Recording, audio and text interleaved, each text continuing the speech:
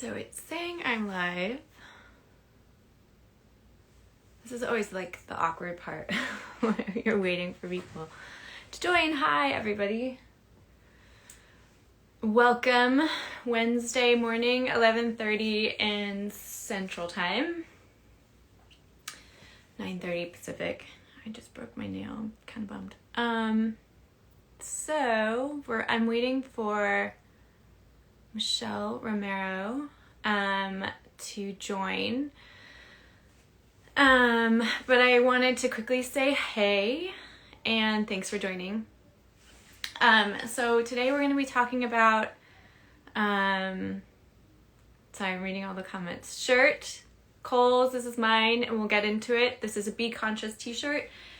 I will be donating my proceeds to Green for All, which we are talking with the National Director of Green for All today, and she will get into about Green for All and its impact and what they stand for. So here, hold on one second. Hopefully this will work. Hi. Hi, how are you? I'm good. How are you? Good. We did it. We connected. I know. It's like always touch and go. Is this going to work? Is it not going to work? Yeah. Well, I'm good. I'm glad to be here, and thanks for having me on. Thank you so much for joining. I'm really excited, and I love everything that you guys are doing. I was just people are asking about my shirt, my Be Conscious shirt, which I was saying that all of the proceeds I will be donating personally towards Green for All. And I thought that you could speak a little bit about that, but just really fast so everyone gets to know who you are. This is Michelle Romero, who is the National Director of Green for All, which is an initiative of Dream Corps. And that is also a very cool nonprofit that we could also talk a little bit about too. Yeah. Well, I was just going to say, thank you so much. I think I saw the new line at Kohl's, the Now and Jen line, and it's so cute. And so I just thought I was really excited when you asked to be a part of it and, have the proceeds go to Green for All. I just really appreciate the support, and I'm excited to talk today about, just sort of like how we make this transition to a more clean economy, one that works for everyone. Especially in light of, all of the racial justice protests and things like that about, how do we learn from this pandemic, how we can build a better future. Yeah, exactly. So I think people following along have known that I talk a lot about nature. I talk a lot about the environment. And Michelle and I were talking earlier, and for the first part, until I was 13, I grew up in the Bay Area, and a lot of my family, my dad, uncles, aunts, grandparents all went to Berkeley. I thought I was going to go to Berkeley, and we grew up with like tree hugger, hippie kind of vibe. And I ended up moving to Montana and Idaho because my dad really wanted us to be in nature and like kind of live off the land sort of thing. And so I've always looked at environmentalism and nature and the environment with a certain type of lens, like a tree hugger kind of lens, like let's just all be one and with nature, and like we need to be careful of the environment. And I think that's where this last year I've been doing a deep dive with environmentalism, and then especially now with Black Lives Matter, I've really have sort of taken a step back to re-examine my relationship with nature and understand that there is a huge connection between climate change and Black and brown communities and how they intersect. And it's something that I had no idea how inextricably linked they were. Yeah. And I think this is where you guys come in, and why I feel so inspired by Green for All and all the work that you guys are doing. And I don't know if you want to speak a little bit to that and explain. Yeah, I mean, I'd love to. I would say you're not the only one, for sure. I'm Mexican-American and German, so I'm half Mexican, half German. And I had a similar view of the environmental movement. I thought, you hear a lot about save the whales, save the polar bears, the ice caps melting.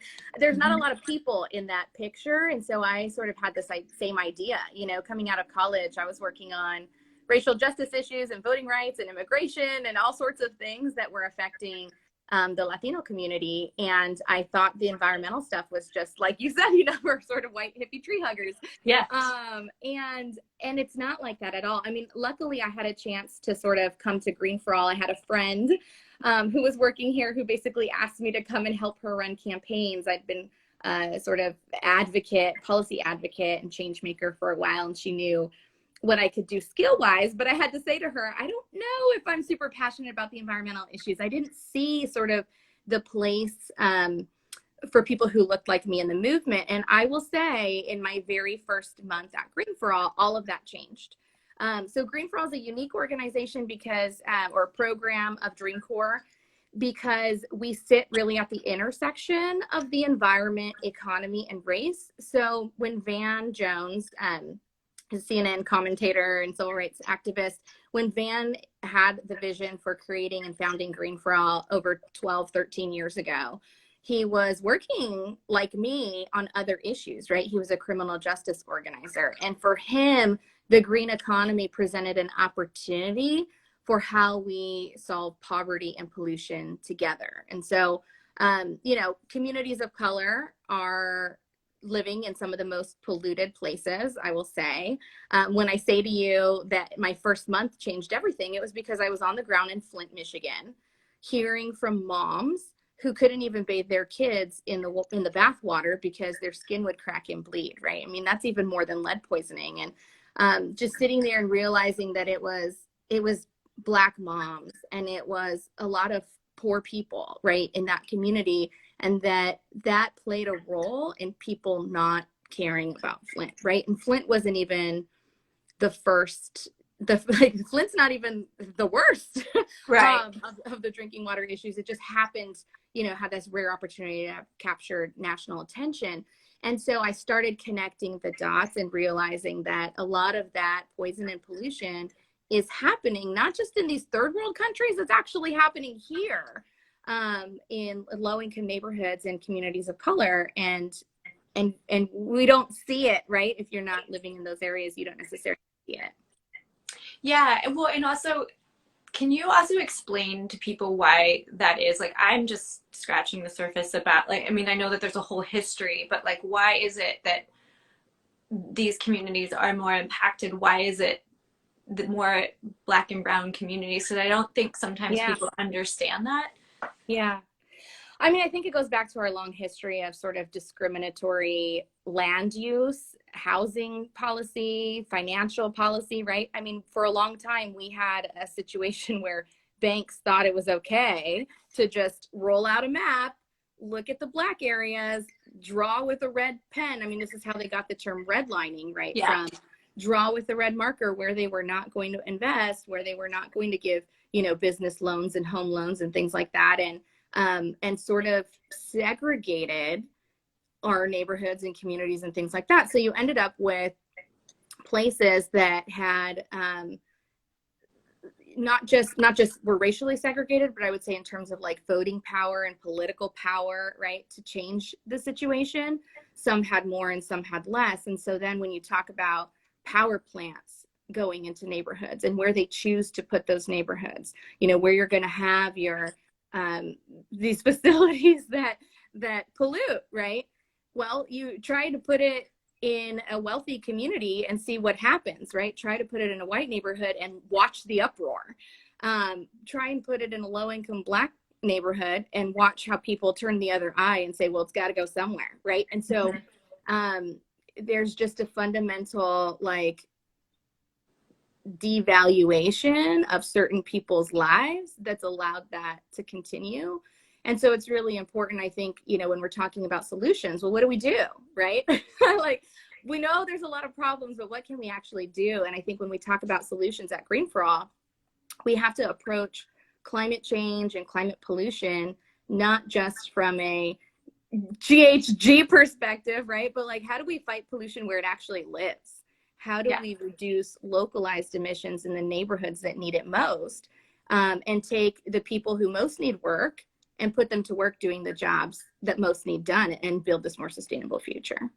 Yeah. And for those of you who are listening in who hear us talking about these two topics, the term that now is becoming like a hot hot topic is intersectional environmentalism, which is where this intersect of the environment, basically people and planet, and especially with these communities where they intersect and how they're linked. And this is what I love about you guys too, because thinking of it from a tree hugger hippie place, it's almost like attacking it, environmentalism and climate change from the outside in. Like, let's protect nature so that it will affect us in a positive way. And I love what you guys are doing because I love what you guys are doing because you're attacking it from the inside out. I've been listening a lot to this podcast called Green Dreamer. It's Kamea Chang, and I don't know if you've listened to her, but she's fantastic, incredibly well spoken, and a huge advocate and steward for this planet. And one of her first guests was Adrian Grenier, and he said something to me that really, I think, resonates so well with what you guys are doing, which is that he was super militant about the planet and protecting the planet and, you know, environmentalism, climate change. And he had this aha moment.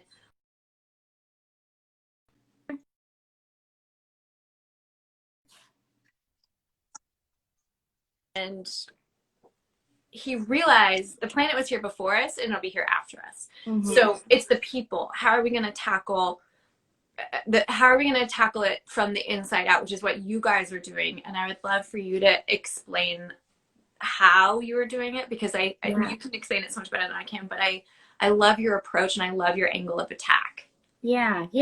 I mean, we have to shift hearts and minds and help people see their place in the green economy. I think sometimes when we, I will talk about like how we sort of approach it, but when we talk about, you know, reducing greenhouse gases or electrifying vehicles, and we just talk about it from like the thing, right? It's, we talk about it in a desensitized way, like in a textbook way of technologies and things that we need to build a sustainable future. But when we talk about it about, you know, how can people, rural farm worker towns, right, be able to use clean transportation and electric ride shares and things like that to help reach the nearest hospital, which in many places is hours away, right? And some of these places that are the most polluted, right? How do we help bring low-income home weatherization and energy efficiency and solar and electric vehicles and all of that kind of stuff into those neighborhoods to lift up those communities and also reduce people's energy bills, right? Help them actually make ends meet, like address today's challenges as much cleaner as air for them tomorrow. As well. Exactly. Yeah. So Green for All has a fuel change campaign where we are working to increase the deployment of clean cars, trucks, and vehicles in underserved neighborhoods. We've also been doing a lot of work on public transportation. I don't, if anyone's been following, where, you know, states are having a huge budget crisis, obviously, with all of the economic shutdowns that have come from COVID. And so we really need federal dollars to flow to protect basic public transportation. You know, a lot of folks who depend on it to reach essential jobs, to reach healthcare, grocery stores, et cetera. And that is a big part too of, you know, protecting that is a big part of keeping emissions low, mass transportation. The other piece is, you know, thinking about people right now who are sheltering in place and spending a lot more time at home. Is it safe to be at home? You know, we're weathering the same storms, but we're not in the same boat. And so some of the housing, you know, low-income housing doesn't have proper insulation or has old HVAC units, you know, so just to use your AC in the summer or to use your heater in the winter can spike your energy bill because you've got to have it cranked up at full blast just to barely feel cool in your house, right? Because they just don't work very well. So, you know, so we're looking at energy efficiency and doing more around weatherizing people's homes and bringing clean energy to the people who are struggling now. That's amazing. Mm-hmm. Yeah. So what, with all of that, like what can we do now? Like, what is it that's something that we can do to support those impacted first and worst? Yeah. So in terms of, you know, how are we going to make this transition to a clean economy? We need the federal government to really understand that the trillions of dollars that they're going to need to spend just to rebuild our economy need to be put toward building a green economy, right? That's not a given. We know the politics are really tough right now, and not everyone supports, investing in, more clean and renewable energy and that sort of thing. So we need to make sure that they know our recovery has to be a green recovery, and it also has to be a fair recovery. We need to make sure that jobs and contracts are going, not just generally creating jobs, but like, how do we make sure that people coming out of prison have access to jobs? How do we make sure that, people who've been laid off and let go, or who might be impacted by the transition away from fossil fuels because they've been working in fossil fuel jobs, right? How do we make sure that there's pathways for them into the clean economy and to be part of that? So if you follow, I would say the one thing that you can do for folks who are watching is follow Green for All. You can follow us on Instagram and Facebook, and we're on Twitter, and sign up for our list. So we regularly engage with our supporters to let folks know what they can do, when they can do it, when it'll make a difference. And so you can do that at greenforall.org/join and check out more about our campaigns and everything. But there is going to be an action coming up soon to make sure that we're letting members of Congress know this recovery has to be a fair and green recovery. Yeah, so, absolutely. Get on the list so you can get that action alert. And feel free to buy a t-shirt from Kohl's to help support this as well. Yes. I'm so excited. There's the, yes. Like, I have to go back and buy the one, the blazer with the cute little like high waist shorts. Yeah. I love that. Yeah. But yes, and check out obviously the shirt for sure, and support our work that way as well. Yeah. And I would say, I think more and more as people like you and brands are looking to,